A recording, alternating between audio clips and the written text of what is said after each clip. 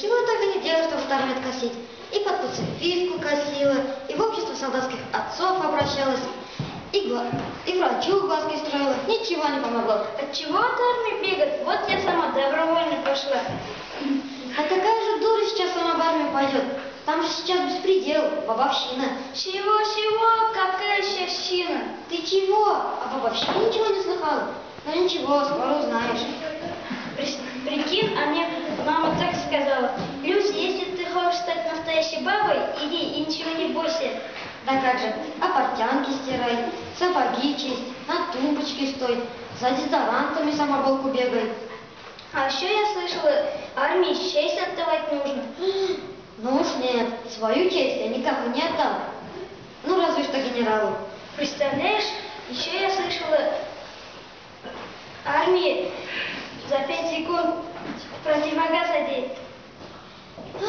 Ой-ой-ой-ой, это что ж получается? Я 3 часа прическу делала, а тут противогаз?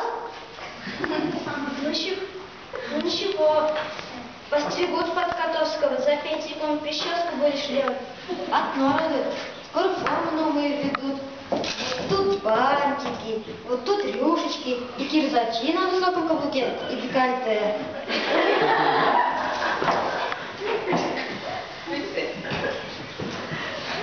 Рано радуешься, все равно прапорщица все пропьет. А послушай, откуда ты все знаешь-то? Да у меня недавно из армии сеструха пришла.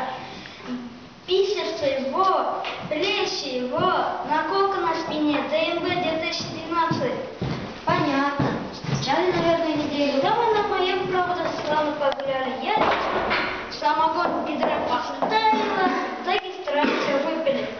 Прикинь, мы пацанов пригласили, только они слабенькие оказались. Все на шампанское налегали, выпьют по 2 фужера и ходят. Ой, какой я пьяная, держите меня.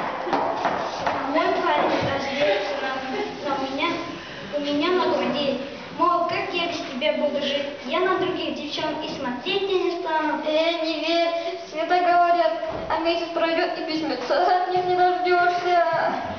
Все, ладно, пойдем лучше к прапорщику, рожу набьем. А, да, точно, по лицу ему, по лицу.